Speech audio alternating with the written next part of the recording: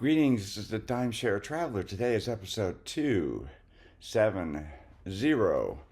Enjoying the beauty around your timeshare. This is a little bit different than some of my videos. I'm actually just talking about simple things you can do. And really, the point here is if you're on vacation, if you're in a timeshare, why not relax? And I've come to the conclusion that sometimes the best adventures are the simple ones. And I'll give you my list of favorite hiking places and the various timeshares I've been in, and there'll probably no surprises. And then I'll talk about the national parks and all that. That's most people have a bucket list, and that's certainly part of my bucket list as well. And then I wanted to just show you a short video, if you hang on to the end, of where I'm walking every day now in Napa, California. So without further ado, let me do that. At the very end, I'll tell you a little bit about my channel. Okay, sometimes the best adventure is the simple one. When you go on vacation, you have these big plans and there's all these attractions you want to see or all these excursions you want to do. But I actually, from my memories over the last 3 years living full-time in timeshares, I actually remember my walks almost as much. It's kind of fascinating that these one-off experiences sometimes don't show up as much as my daily routine that just enjoying the beauty. And love my daily walks. They're always free. I don't think I've ever paid for one of the, not anything like that.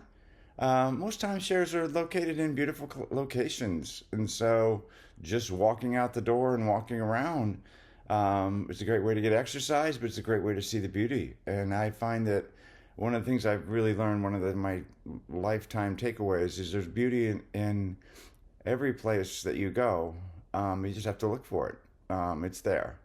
And I feel relaxed and happy after my walk. In fact, I just finished it. So if I relax and fall asleep and during the video, just kidding, you'll see that. You can see it doesn't ruin my bad jokes. Anyway, the most of the attractions that are advertised are the ones that are expensive, like entertainment venues. Go do this, go do that. Theme parks, and again, people go on vacation just to go see theme parks, and there's nothing wrong with that. I have had kids, and I've taken them all to Disneyland. You all got to do it.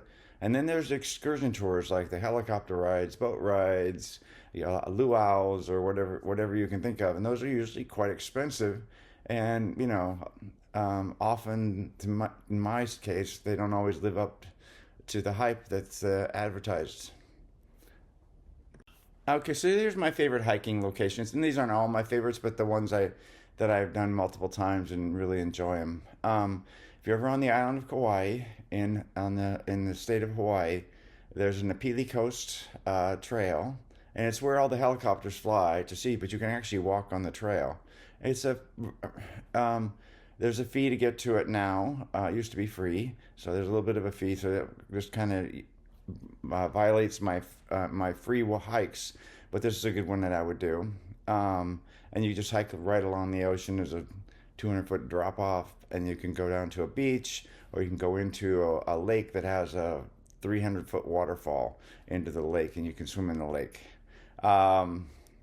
My sort of go-to hike whenever I'm on the Big Island and staying in Waikoloa at one of the Hiltons is to walk from the Hilton Waikoloa around to the Marriott Timeshare, and you can keep going and go to the Lava Java. If you search for that hike, you'll see there's a YouTube video that I did with it. And it's my favorite because you literally walk along there. There's houses right there, but I hardly ever see anybody on it. It's just a very relaxing hike. You have to be careful about the tides because there's a couple sections where when it's high tide, you kind of have to rush to get through but it's kind of fun. Anyway, the other one is I like also on the Big Island is the ancient Hawaiian fishing locations. Actually you can see the lava structures where they had like little huts for fishing, and you can see down into the ocean where they would have been fishing off the edge, and then the water is a little deeper right against the coast, so it's good for the fish would come in. That's kind of cool, and I like that sort of a little bit of a history there too. And then Colorado to me is just like the most amazing place for hiking. Pagosa Springs is one of my favorite. There's several hikes, and it felt like I was in The Sound of Music. I went walking up to watch a waterfall, and then came back through, and I came through this location. It felt like I was in the Alps. It was a beautiful hike. Estes Park, you actually just have right on the lake, right kind of in town. You can just walk around it. It's a really nice walk. And then I hike the ski areas when I travel in summer.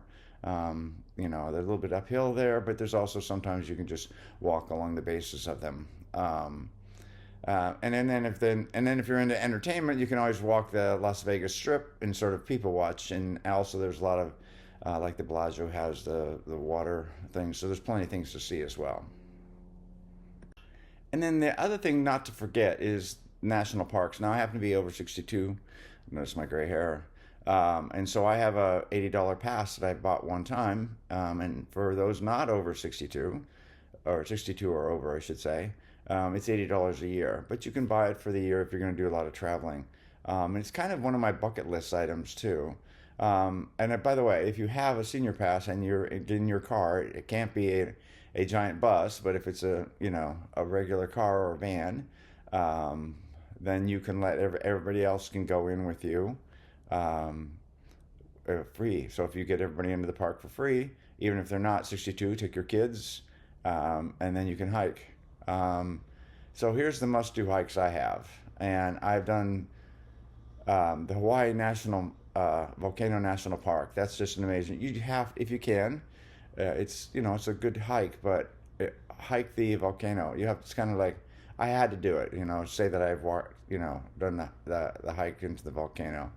And Colorado and Utah there are a lot of them on my bucket list. I mentioned a few of them already.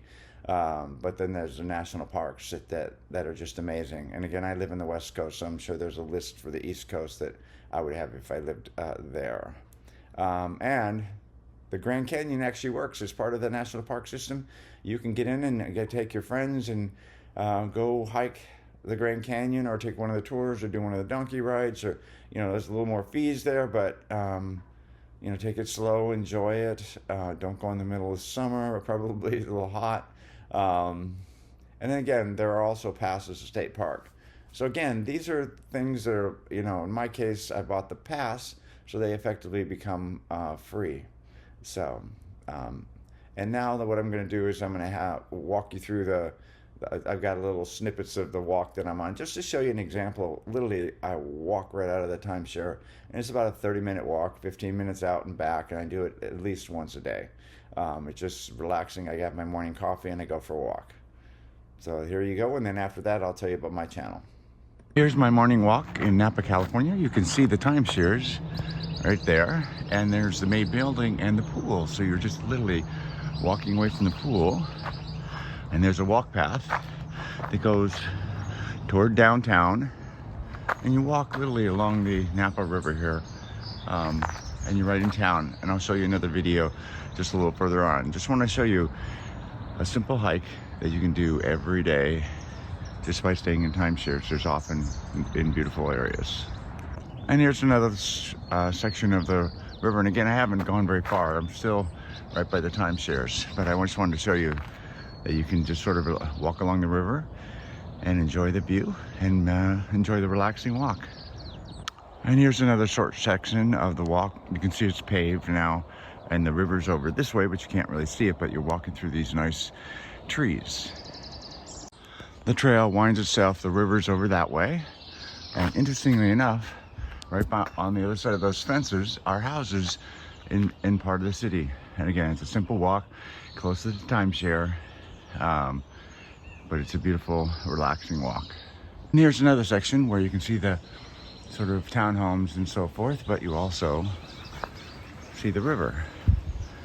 And again, 15-minute walk, maybe 30 minutes back and forth, directly from the timeshare. And it costs nothing. Hi, this is Cliff, and I'm the Timeshare Traveler. Welcome to my channel. The purpose of my channel is to educate those who love traveling in timeshares.